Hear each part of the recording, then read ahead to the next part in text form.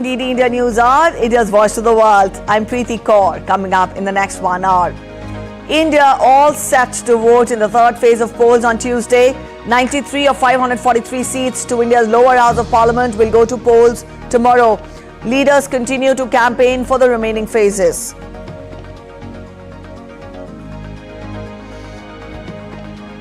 Israel closes Kerem Shalom crossing into Gaza after Hamas fired rockets from within the strip, while truce hopes remain slim as Netanyahu flatly rules out Hamas's demand for an end to conflict in the hostage exchange. Andrey Rublev wins his second Masters 1000 title, overcomes an opening set wobble to beat Felix Auger-Aliassime in the final of Madrid Open.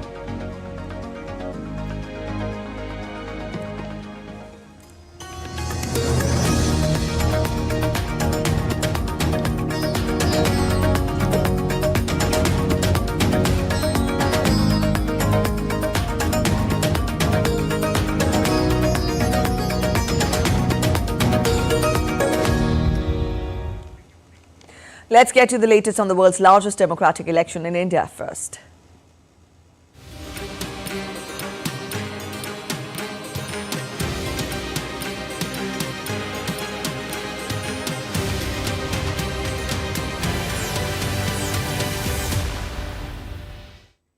Campaigning for the third phase of India's Lok Sabha elections ended on Sunday evening. 11 states and union territories will be going to polls on May 7th. This phase will see all seats in Gujarat and parts of Chhattisgarh, Bihar and Madhya Pradesh up for grabs. As many as 1,351 candidates are in the fray for the third phase.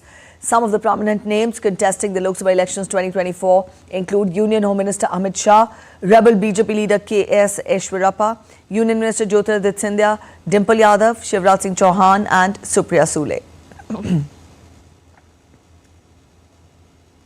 Campaigning for the fourth phase of Lok Sabha elections scheduled for May 13 gains momentum as political leaders are holding rallies and roadshows across the country.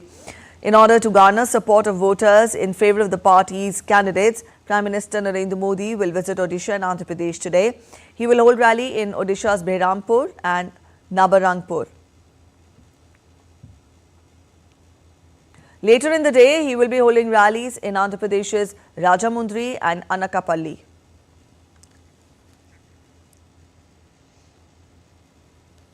Campaigning for the fourth phase of elections, scheduled for May 13th, continues in full swing. Political leaders are trying to woo the voters across the nation. Senior BJP leader and Union Home Minister Amit Shah will visit West Bengal today, where he will be holding rally in Krishnanagar and Durgapur.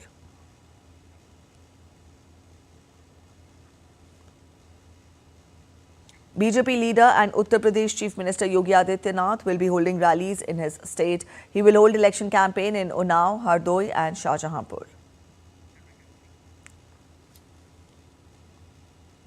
Also to woo the voters in parties' favour, political parties, as we told you, are trying to crisscross across the country to woo the voters. Samajwadi Party Supremo Akhilesh Yadav will be holding rally in Uttar Pradesh's Kannauj.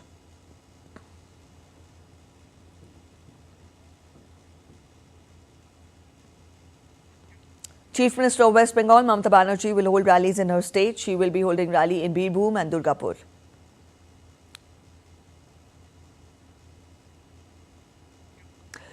Congress leader Kanhaiya Kumar is contesting from Northeast Delhi constituency. He will be filing nomination today. Voting in Delhi scheduled for May 25th in the sixth phase of the general election.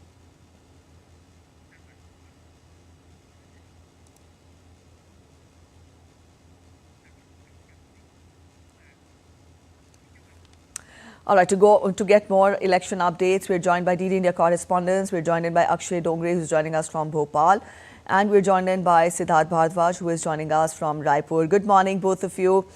First, Akshay, I will put questions to you. We see that the third phase of polling will happen tomorrow.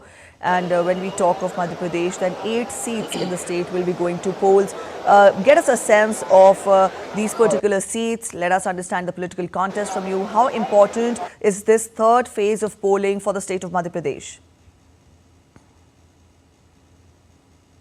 Well, it's quite important because there are 9 constituencies that are going for polls, because the last time around when 7 constituencies were supposed to go for polls due to the death of one of the candidates from the Bahujat Samaj Party in the Betul seat, the elections are being held this time in this phase instead of the last phase where it was scheduled. So in the last phase there were 6 constituencies that went for polls, and this time around there will be 9 constituencies out of the total 29 constituencies that will be going for polls. But before we get into the political context of the entire elections, let me just show you the kind of preparation that goes on behind what we call the world's largest election, world's greatest election, the Great Indian Election. In fact, we are right now here at one of the distribution center in Bhopal, and from the number of poll officials that are here, you can get a sense of the preparations that go into conducting smooth and free elections.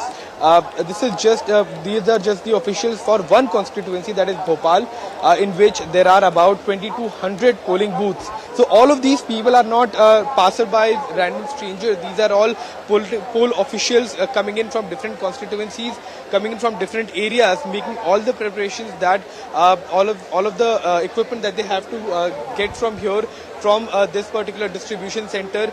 They get, in fact, besides these people, there are other poll officials here as well, election officials that are in this part of the structure that have been made by the Election Commission of India, and this is all to ensure that the poll officials also do not find it inconvenient to get the equipments like the electronic voting machines, the paper ballots, the VVPads. So everything that they have to get, they will be getting from here, and it is being done in a seamless manner, because if there are 2200 poll booths if only in Bhopal, then we can imagine that there are about 29 seats. There are over 500 seats across the country. Every constituency has about 2000 to 2500 polling booths. Especially here in Bhopal, there are 2200 polling booths.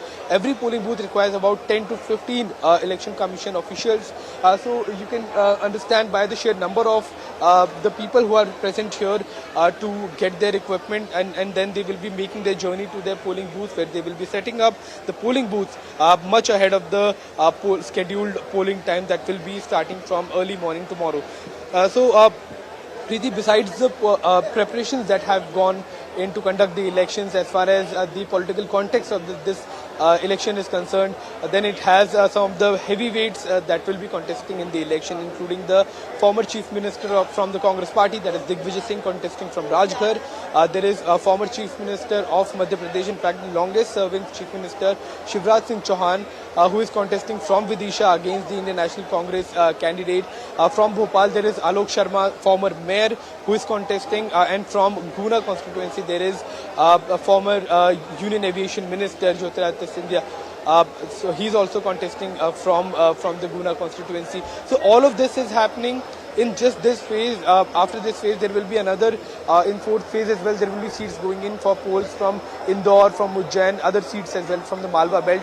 So this is all being done to, now as far as the preparations are concerned, it's all being done to ensure smooth and free and fair elections. But as far as the political context of this poll is concerned, it is quite significant as far as the heavyweights are there. Preeti, back to you. All right. So elaborate arrangements are being made by the Election Commission of India, and we have been apprising our viewers from time to time about the special measures that have been put in place. From here, we turn focus to Raipur. Siddharth Bhardwaj is joining us from there. Siddharth, good morning.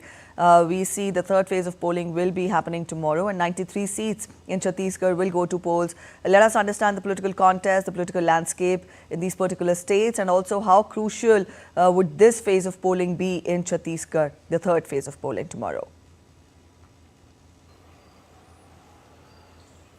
Well, definitely. First of all, a very good morning to you, Preeti. I'm here in Raigarh, which is the capital of Chhattisgarh.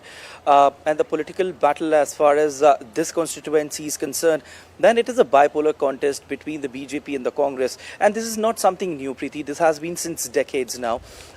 Because, it has been a bipolar contest since long, since decades, and specifically since the time Chhattisgarh has been carved out from Madhya Pradesh in 2000s. The contest has been bipolar here. Third parties tried their luck but couldn't make a dent, couldn't pierce through the wall made with the bricks of BJP and the Congress. Now, talking about the contestants here, Preeti, then Brijmohan Agarwal has been fielded from the BJP and Vikas Upadhyay has been fielded from the Congress. So, like I said, the battle is between the BJP and the Congress. Let me take you back in 2019. The numbers speak for themselves. In 2019, Preeti, BJP got 9 seats out of 11 seats which are here up for grabs in the state of Chhattisgarh, and Congress could only get 2. Whereas in 2014, Preeti, BJP got 10 seats out of 11 seats and Congress just got 1. So it is very evident here in this region that BJP is a dominant force. And this time around as well, the BJP is eyeing for a resounding win. And on the other hand, Congress is trying to get some decent numbers. But it rests in the hand of voters ultimately when they'll be casting their ballot on May 7th, that who they will be electing their MP from this constituency, and the result for which will be out on June 4th. Back to you, Preeti. All right, Siddharth, when we talk of the preparations, then we've seen that in the last 2 phases, the voter turnout was impressive in Chhattisgarh. Now, when we talk of the third phase of polling, we also see that elaborate arrangements are being made by the Election Commission to encourage voters to step out and vote. Just quickly get us a gist of any special arrangements which have been put in place by the Election Commission in this regard to ensure that voting in the third phase is also, the voting also matches the impressive numbers we've seen in the first 2 phases. Well, definitely. And it's a very good news, in fact, Preeti, that in the state of Chhattisgarh, wherein we are hearing from all the states that the voter percentage has gone down, surprisingly, in the state of Chhattisgarh, the voter percentage has gone up, which is a very good news. This certainly means that people are getting aware. They now know what it means to exercise their right. They know that to cast their ballot means a lot, because ultimately they are the people who will be selecting their MPs and they are the ones responsible for the betterment of Chhattisgarh. Now, talking about the awareness programs, they are very, very much required, even though the voting percentage has gone up. But awareness programs are very much required to create awareness amongst the voters, to tell them that, look, go out and vote on May 7. This is not the time you sit at your place, relax. This day has been given to you to go out of your houses, stand in the queues, vote, and then do whatever you want to do. Now, here in Raipur, Preeti, an awareness program by Sweep icon Vishwanath was organized, and it was a 2-day campaign. Now, let's quickly understand what Sweep is. Sweep is a flagship program of the Election Commission of India to create awareness amongst the voters, Preeti. Now, what happened? Turmeric with yellow rice mixed invitations were distributed to the people in every corner here in Raipur. To create awareness amongst the people, like I said, and to appeal to them, to appeal to them, it's a polite appeal that come, vote. This is to exercise your right. You will be selecting your MP. But one thing which I would like to highlight here, Preeti, is that why only turmeric and rice? So you must be knowing that specifically, Preeti, in the Hindu tradition, rice is used when something auspicious is being done. So here, the awareness program is also ultimately telling to the voters that this is not just an electoral process. This is something auspicious. Casting your ballot is something very auspicious. So go out and vote. This is the time you exercise your right. All right. Yes, this is the time to exercise your right. I'll take that forward to our correspondent Akshay, who's there in Bhopal. Akshay, 9 out of 29 seats are going to polls in this phase. You explained to us the political contest, but also when we talk of the political parties, then, for Congress, it is becoming, in fact, a difficult task to keep the flock together, because we've seen, a number of party members are joining BJP. So this is a very important concern for the political parties. When we talk of these particular 9 seats, that will be going to polls tomorrow, help us understand what are the priorities which these political parties will be vying on one, because we've talked about the interest of the voters, we've talked about the measures that have been taken by the Election Commission. But when we talk of the concerns of the political parties, the challenges that are faced by them, let us understand more from you. How do you gauge that in the state of Madhya Pradesh?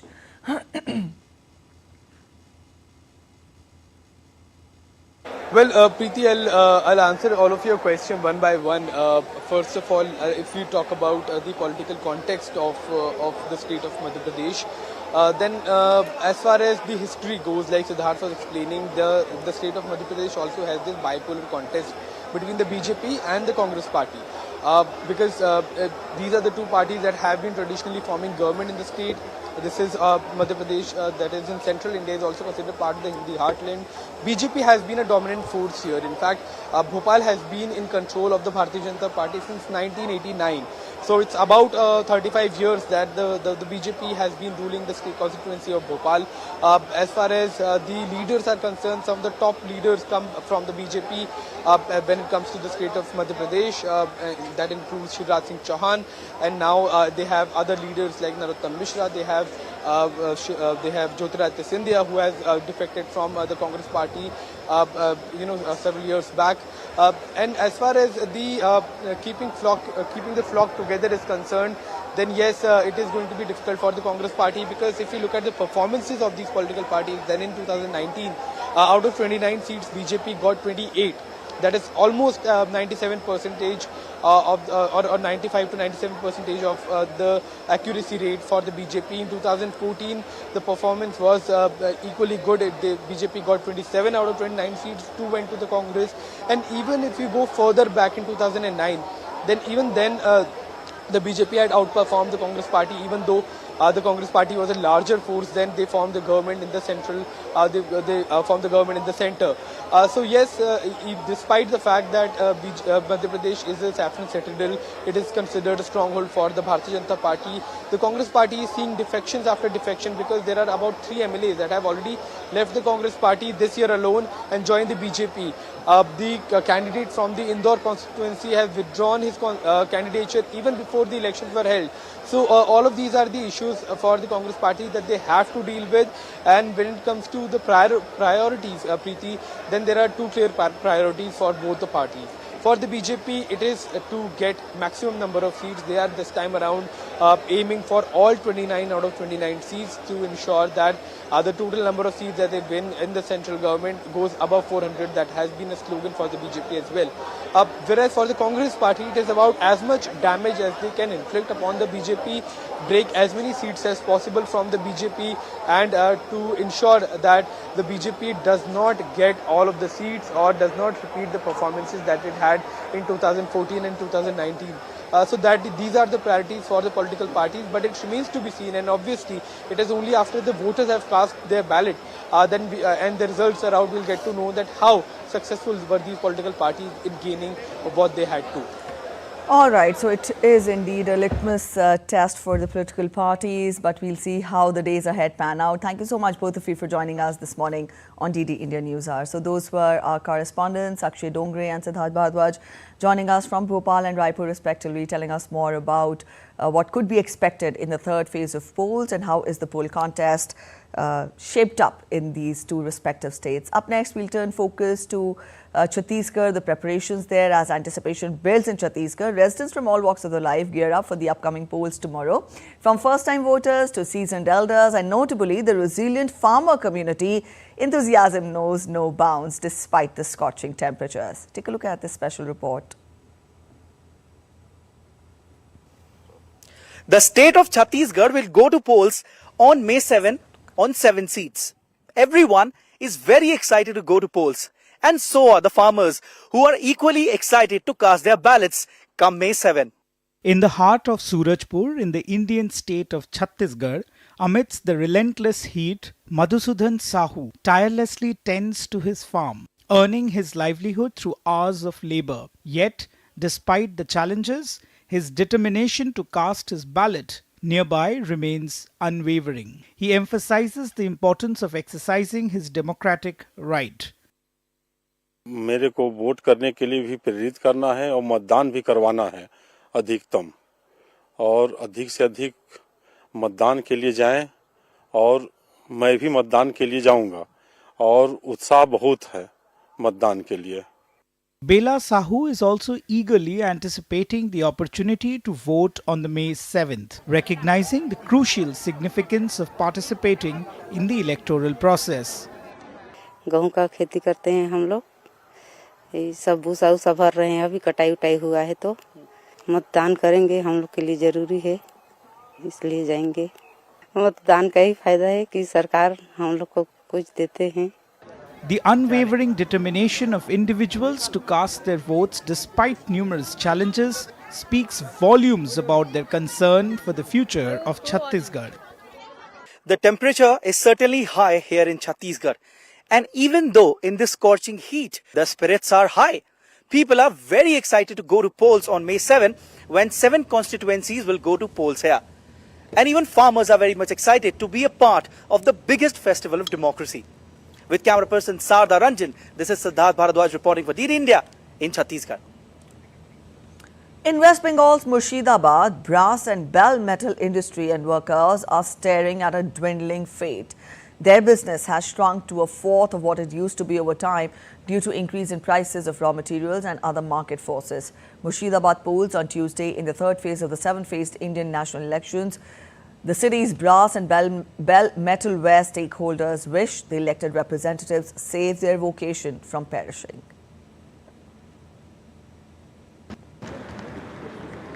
West Bengal's Murshidabad is known for its traditional brass and bell metalware since the pre-colonial days. The creations range from intricate deities and other figurines to utensils and bells. While brass is a combination of copper and zinc, a major component of bell metal is also tin, which gives it more luster. It's also more expensive and considered ideal for metal kitchenware. But it has been losing out to steel, and its sellers say their business now is not even a fourth of what it used to be. The increase in the price of raw materials has reduced its demand significantly. It is used in weddings and ceremonies, and nowadays more steel is used. Only 25% of it is left. Because it has a resale value, it also has no side effect. While the mercury crosses 40 degrees Celsius in India's unforgiving summer, these workers toil away in subpar working conditions. Researchers say their posture and environment cause many health problems. Basically, we have found that they are suffering from low back pain due to their movements, frequent movements. They have problems in wrist movement and they feel shoulder pain as well. And the condition that should be maintained in a factory, in a working environment, that is not maintained. It's not like that they are not maintaining; they are unable to maintain it. The working conditions in these brass and bell metal factories are tough to say the least. Factory owners say that many of their workers have left for better pay. And at one time, a study says in 1944-45, there were 180 factories in this area in Murshidabad district. Now, barely 20 are left. Many people have left. New people are not coming to learn this. Those who were working before are only ones still working now.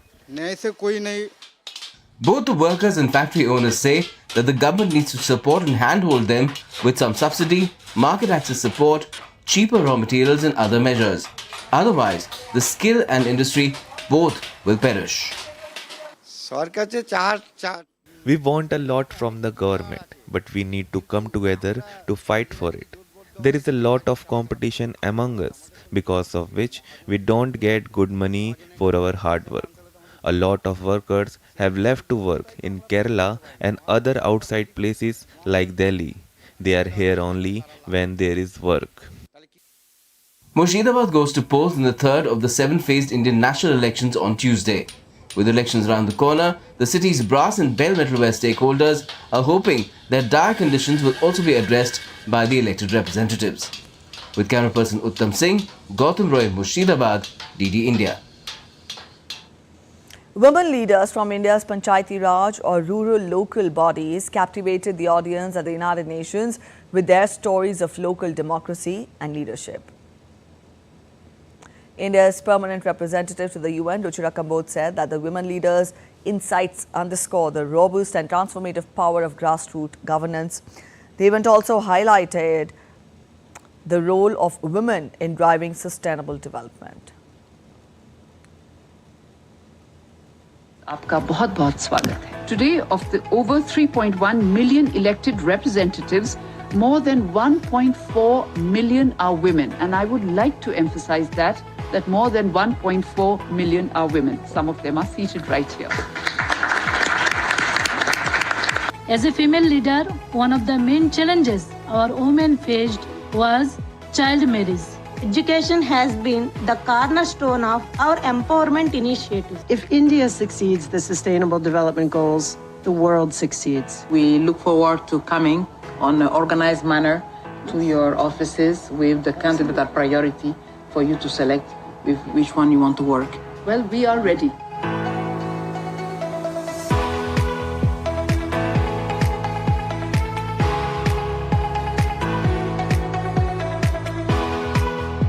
This Panchayati Raj, I think, is something that perhaps needs to be exported elsewhere. India's Defence Minister Rajnath Singh said that people of Pakistan-occupied Kashmir, that is POK, would voluntarily seek integration with India, inspired by the developmental progress witnessed in the Union Territory of Jammu and Kashmir. In an interview with India's news agency PTI, Singh remarked, and I quote him, "I think India will not have to do anything. The way the ground situation has changed in Jammu and Kashmir, the way the region is witnessing economic progress and the way peace has returned there, I think demands will emerge from people of POK that they should merge with India." The Defence Minister said that, I quote him, "We will not have to use force to take POK, as people would say that we must be merged with India. Such demands are coming now."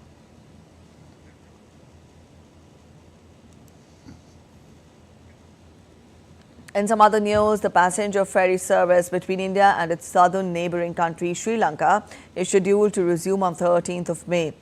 The service will connect India's Nagapattinam and Sri Lanka's Kankesanthurai, situated in its northern province. Strengthening maritime connectivity between India and Sri Lanka was a vital component of the vision document for economic partnership jointly adopted during the visit of President of Sri Lanka to India in July last year. This is in keeping with India's strong commitment to Sri Lanka's economic recovery.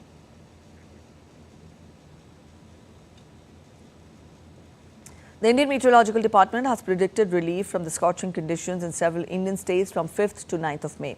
Additionally, an orange warning has been issued, forecasting substantial rainfall in northeast India on 5th and 6th of May, giving people a short respite from the sweltering heat conditions.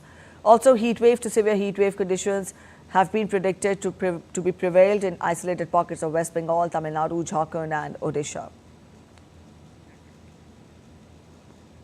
A quick look at other stories making it to the headlines from across India. Chief of Army Staff of the Indian Army, General Manoj Pandey, paid a visit to Sikh Light Infantry Regimental Centre in northern state of Uttar Pradesh's Fatehgarh. General Manoj Pandey paid homage to the brave hearts and reviewed the ceremonial parade.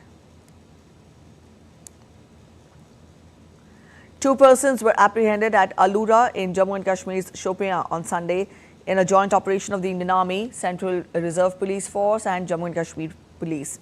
The weapons recovered from them are 1 pistol, 2 hand grenades and other warlike stores. Further investigation is underway.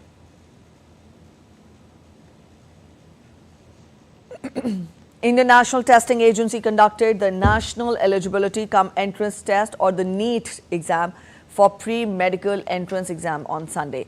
It was conducted at different centres across 557 cities throughout the country and 14 cities outside India. Manipur's Governor Sushri Anusuya Ueke inaugurated the School on Wheels held at a ceremony in the state's capital, Imphal. The initiative, which is being implemented by Vidya Bharati Shiksha Vikas Samiti, aimed to reach out to the students in the relief camps in the state. You're watching DD India News Hour. We're heading for a short break, but after the break, we apprise you with the latest developments in the Russia-Ukraine crisis, even as no truce is in sight.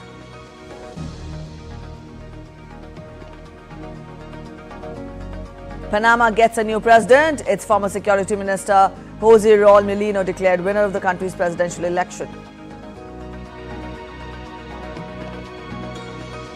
We also get you the details of the largest running event in the world, Wings for Life World Run, bringing together more than 200,000 people from 169 countries.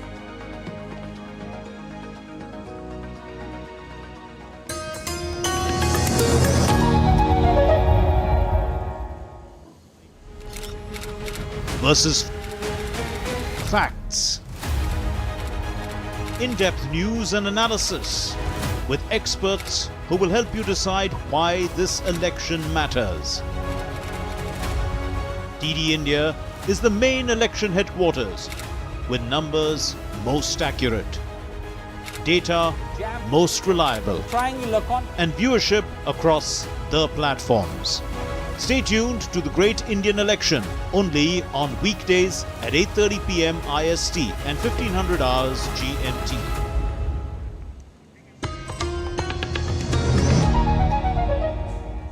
Welcome back after the break. You're watching DD India News Hour and I'm Preeti. A quick relook at the top stories once again.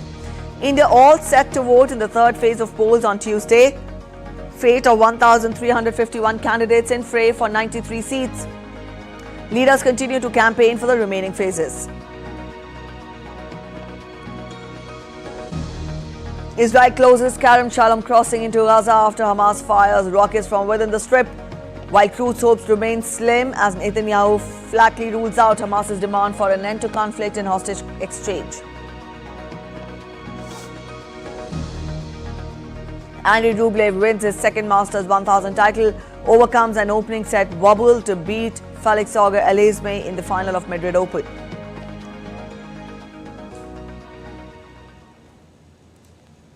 Israel launched a counter-strike on Rafah after 3 Israeli soldiers were killed in a Hamas attack near the Palestinian city. Hamas's armed wing targeted the Kerem Shalom crossing into Gaza. Israel's military said that 10 projectiles were launched from Rafah towards the crossing, which it said was now closed to 8 trucks. However, other crossings remain open.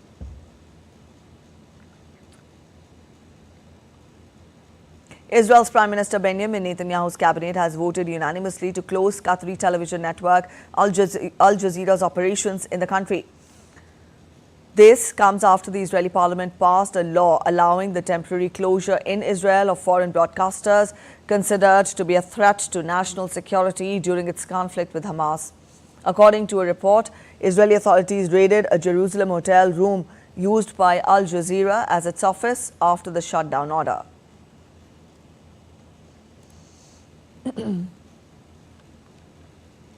Israeli Prime Minister Benjamin Netanyahu has rejected Hamas's demands for an end to the conflict in Gaza in exchange for release of hostages. Netanyahu rejected Hamas's demand of complete Israeli withdrawal. He added that the move will leave Hamas in power, which was unacceptable to Israel. This came as Hamas leaders held a second day of truce talks with Egyptian and Qatari mediators in Cairo. בניגוד לפרסומים הללו, החמאס הוא זה שמכשיל את שחרור. Contrary to these publications, it is Hamas that is preventing the release of our hostages. We are working in every possible way to free the hostages. We are not willing to accept a situation in which Hamas battalions leave their tunnels, re-establish control over Strip, rebuild their military industries, go back to threatening citizens of Israel in the communities near Gaza, the city of the south, and throughout the country. לסיים את המלחמה, להשאיר את החמאס על כנו. Let's get to updates related to Russia-Ukraine crisis now. Russian airstrikes killed a person and injured 24 in Ukraine's northeastern city of Kharkiv and the surrounding region. The attacks took place on Orthodox Eastern Sunday. Kharkiv withstood a weeks-long Russian attack in the early days of February 2022 and has been a frequent target of attacks in the recent weeks. Russian forces have taken control of the village of Okeretine in Ukraine's eastern Donetsk region. The village lies northwest of the one-time Ukrainian stronghold of Avdiivka, which Russia captured in February. Russia has made slow but steady advances since taking Avdiivka, with a string of villages in the area falling to Moscow's forces. Philippines and the United States troops continue to undertake largest annual combat drills as Beijing's growing assertiveness in the region raises fears of a conflict. Exercise Balikatan, a Tagalog word meaning shoulder to shoulder, is among the most complex Philippine-US drills. The training, which began in late April, continues through May 10th and involves more than 16,000 troops. While the Philippines is poorly armed, its proximity to the South China Sea and Taiwan would make it a key partner for the United States in event of a conflict with China.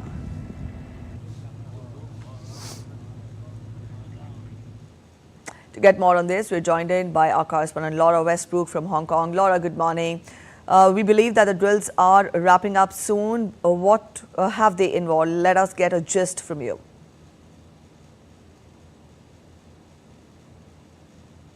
Yes, as you mentioned, these drills will be wrapping up in the next few days. And according to reports, over the weekend, the United States, Australian and Philippine troops, they took part in raids on islands in the Philippines that face Taiwan.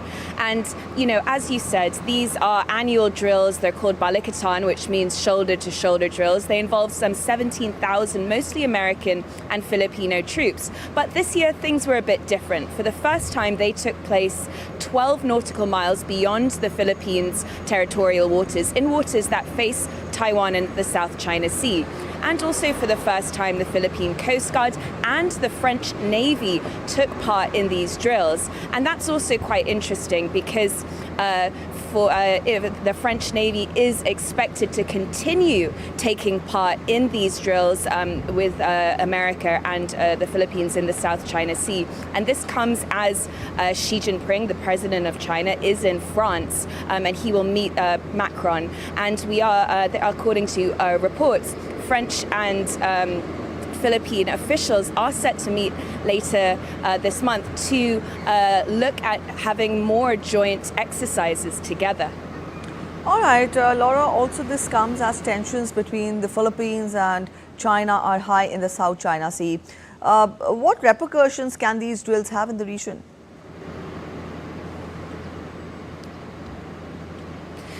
Yes, we are seeing tensions rise in this important strategic area. With just last week, there were clashes between the Chinese Coast Guard and the Philippine Coast Guard, with the Philippine Coast Guard saying that the Chinese Coast Guard had used water cannon against one of its vessels for the first time. And we have seen increasing clashes in the South China Sea, where the Philippines accuses China of blocking its resupply missions in the area. China says that it is simply defending its territory and that it was the Philippines that has been infringing on its sovereignty. China claims most of the South China Sea, that is despite competing claims and an international legal ruling.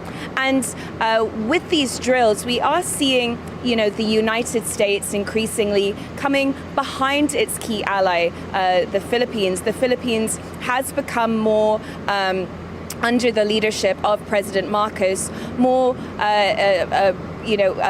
responsive to these drills,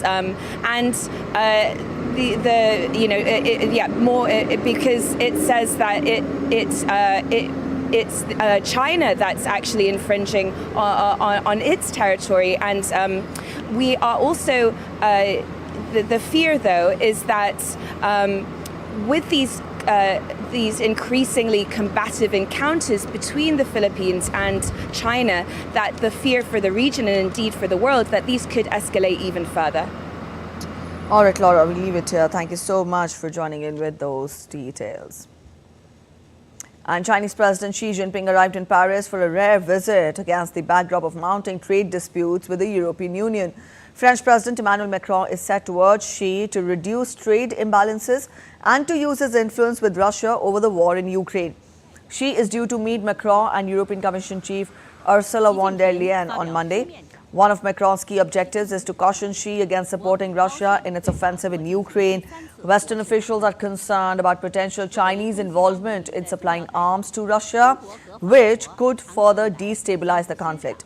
Macron emphasized on the necessity of working with China to safeguard the stability of the international order, while von der Leyen said she will press for fair competition with China in talks with Xi.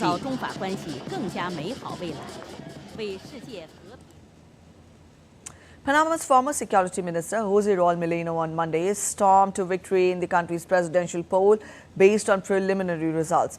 Molino was one of the favorites for the presidency after he stepped in to replace Martinelli on the ballot when the popular former president was barred from running due to a money laundering conviction. Molino was declared winner, having secured about 34% of the ballots, tallied with 90% of the total votes counted. Ricardo Lambana, who trailed in second place with about 25% of the vote, congratulated Molino on his victory. Molino faces a daunting task of mending social divisions and regaining the faith of an electorate fed up with political graft. He will need to fix Panama's pressing economic problems, tackling corruption and restoring the country's reputation as an investment haven. Molino will take office on July 1st for a 5-year term.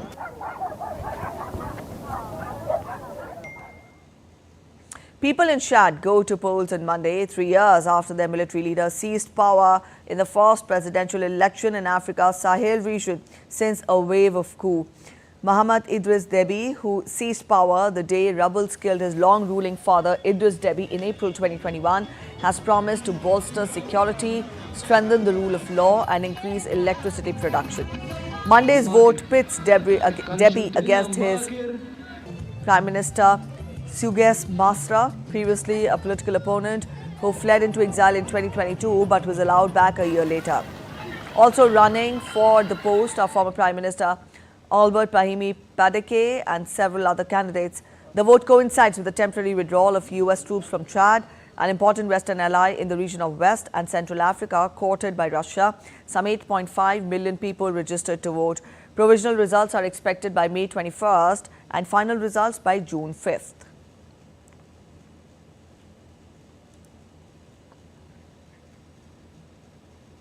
Flash floods continue to persist in southern Brazil. The death toll mounts to at least 78 in Rio Grande do Sul. The number of casualties could still substantially increase as 105 people were reported missing on Sunday. Persistent downpour has also triggered landslides and partial collapse of a dam. Flooding has affected more than 2/3 of almost 500 cities in the state. Storm in Texas brought additional rain on Sunday to the already saturated Houston area, where hundreds of people have been rescued. Most of the weekend's rain fell over western and central Texas, but there was a significant change of heavier rain by Monday morning. The Met Office predicted 4 to 8 inches of rain in some areas. Houston is one of the most flood-prone metro areas in the country. The city of more than 2 million people has long experienced dealing with devastating weather. Hurricane Harvey in 2017 dumped historic rainfall that flooded thousands of homes and resulted in more than 60,000 rescues by government personnel across Harris County.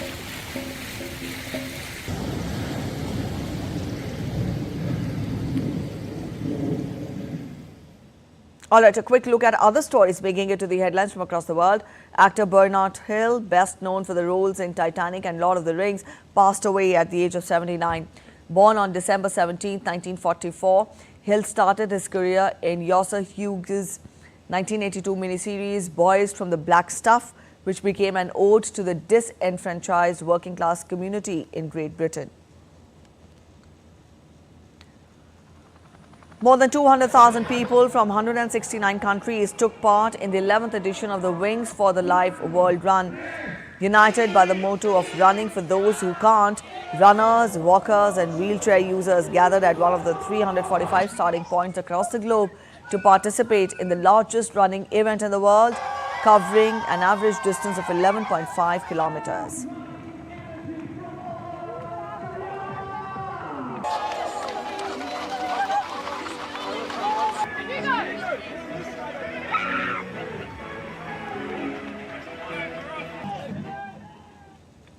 French bakers beat Guinness Book record by baking the world's longest baguette of 140 meters, reclaiming a record for one of the nation's best known emblems taken by Italy for 5 years. The baguette, about 235 times longer than the traditional one, was made in Suresnes in the suburbs of Paris during an event for the French Confederation of Bakers and Pastry Chefs.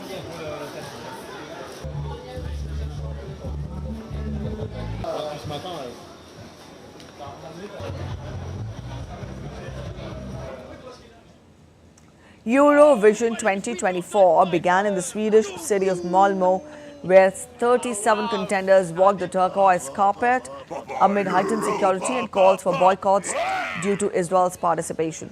It will be the 7th time Sweden is hosting the song contest and the 3rd time Malmö will stage the competition. We can sing all the songs. A quick break ahead, but after the break on DD India News Hour, we tell you Asian stocks rise on Monday on renewed bets.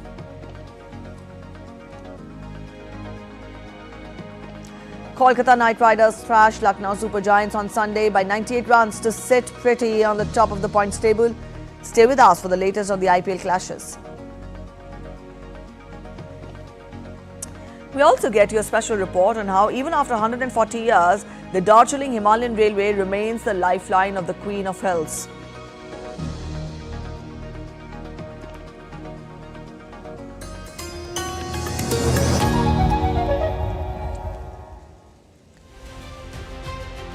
Team Pole Pulse has reached Ahmedabad.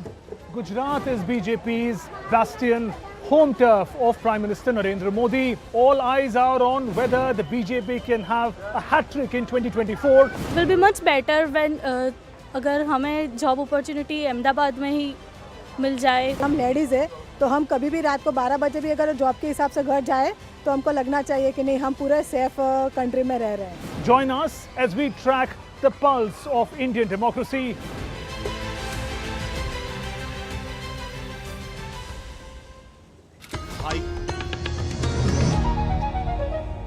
Welcome back after the break. You're watching DD India News Hour. Let's get to updates from the world of business now.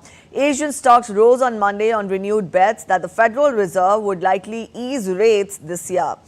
The yen weakened after a strong surge last week from Tokyo's suspected currency intervention. Trading was thin in Asia with Japan out for a holiday, though markets in mainland China got off to an upbeat start after returning from an extended break. MSCI's broadest index of Asia-Pacific shares outside Japan edged more than 0.5% higher, while China's blue chip index gained 1.4%. The long-running saga around cancelled flights has ended after Australian airline Qantas and Australian Competition and Consumer Commission agreed on a settlement. Now, both the parties had agreed to pay a penalty of $66 million to settle a lawsuit that accused Qantas Airlines of illegally selling thousands of tickets for flights that they had already cancelled. The penalty is subject to the approval of the Federation Court of Australia, it said in a statement. As part of the settlement, Qantas will start remediation program for passengers affected by the cancellations, with each impacted customer receiving compensation. Qantas was sued last August by the Commission, which had alleged that in some cases the airline's flights were on sale for several weeks after cancellation. On to sports now. Andrey Rublev overcame an opening set wobble to beat Felix Auger-Aliassime in the final of Madrid Open on Sunday to win his second Masters 1000 title. Auger-Aliassime had moved into the final when 3 of his 5 opponents in Madrid gave him walkovers, including top seed Jannik Sinner, who pulled out with an injury before their quarterfinal clash. Meanwhile, 26-year-old Rublev had come into the tournament in Madrid in poor form, having lost his previous 4 matches on the tour, but dropped only 2 sets en route to the title. The Indian women's and men's 4x400 meters relay team qualified for the upcoming Paris Olympics on Sunday. Indian women's 4x400 meters relay team of Rupal Chaudhary, Jyotika Sri Dandi, Puvama Raju Machireta and Subha Venkatesan finished second in the qualification, just behind Jamaica to finish in 3 minutes and 29.35 seconds. Later, men's squad of Mohammad Anas, Yahya, Mohammad Ajmal, Arokya Rajiv and Amod Jacob finished with a collective timing of 3 minutes and 3.23 seconds. They finished their heat behind US in the Olympic qualification round 2 and have won the ticket to Paris. In IPL, Kolkata Knight Riders thrashed Lucknow Super Giants on Sunday by 98 runs in the ongoing IPL season. KKR bowlers attacked in a pack to defend the mammoth 236-run target and won the match by 98 runs to move to the top of the points table. Earlier, Sunil Narine continued his sublime form with the bat and smashed 81 runs to help Kolkata post 235 for 6 in 20 overs. Also, Mumbai will take on Sunrisers Hyderabad in the 55th match at Wankhede today. Mumbai, being in a slump, will be hoping to end its 4-match losing streak.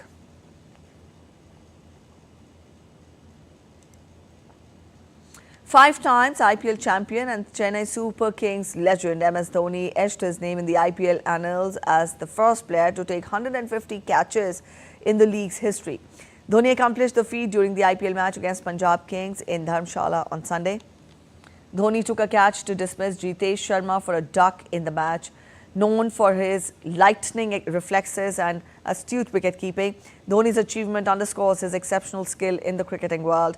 With 146 catches as wicket-keeper and 4 outfield catches, Dhoni is the only player to have 150 IPL catches so far.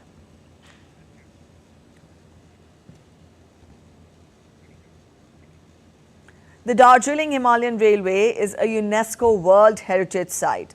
The railway, built in 1881, helped connect the hills of Darjeeling with the plains, bringing down the prices of essential commodities and helping in the export of tea. It established Darjeeling on the world map. More than 140 years later, the Darjeeling Railway still runs on a small stretch between Darjeeling and Ghum, transporting people back in time. Mark Lane gets us this report. The Darjeeling Himalayan Railway isn't just a stretch of tracks. It's a historical marvel that winds its way through time and terrain. It has UNESCO World Heritage status because it is an innovative transportation system developed in the 19th century that transformed the landscape of the Darjeeling Hills from a cluster of huts to a bustling hub of culture and commerce. In 1878, Franklin Prestige, regarded as the founder of this wonder rail link, saw immense possibilities in linking the hills of Darjeeling and the plains by rail. Prices of essential commodities were 3 times dearer in the hills than in the plains. The railway over time was able to bring down the cost of essential commodities between Darjeeling and Siliguri and carry tea for export, which established Darjeeling on the world map. Technologically, it became viable because of the tiny 2-foot gauge and small locomotives that were powerful enough to climb steep gradients. UNESCO World Heritage Committee inscribed DHR as a World Heritage Site on the 5th of December 1999 because it is an outstanding example of the influence of an innovative transportation system on socio-economic development of a multicultural region, which was to serve as a model for similar developments in many parts of the world. Today, a short ride on this gateway to the spectacular Himalayas is all that remains, and it is full of mystery and imagination. The tiny 4-wheeled steam locomotive is a living legend of the 19th century, and looking out at the mesmerizing scenery literally transports one back in time, one whistle at a time.